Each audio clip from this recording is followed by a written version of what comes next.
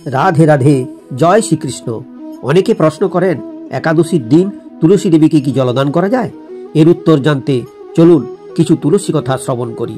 এ বিষয়ে স্কন্দ পুরাণে উত্থান একাদশীর ব্রত মাহাত্ম্যে সৃষ্টিকর্তা স্বয়ং ব্রহ্মা নারদ মুনিকে বলেছেন যে একাদশীর দিন কেউ যদি তুলসী রোপণ তুলসী দেবীকে জলদান করেন তাহলে সেই ব্যক্তি সপ্ত জন্মার্জিত পাপ থেকে মুক্তি লাভ করে বৈকুণ্ঠধাম প্রাপ্ত হন।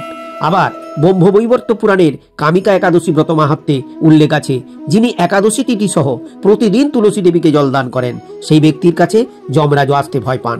তাহলে বন্ধুরা, এখান থেকে আমরা জানতে পারলাম একাদশী তিথি সহ প্রতিদিন আমরা তুলসী দেবীকে জলদান করলে জন্ম মৃত্যুর চক্কর থেকে মুক্তি লাভ করে বৈকুণ্ঠ ধাম প্রাপ্ত করা যায়। শুধু তাই নয়, যিনি তুলসী দেবীকে প্রত্যহ দর্শন করেন তার সকল পাপরাশি বিদূরিত হয়ে যায়।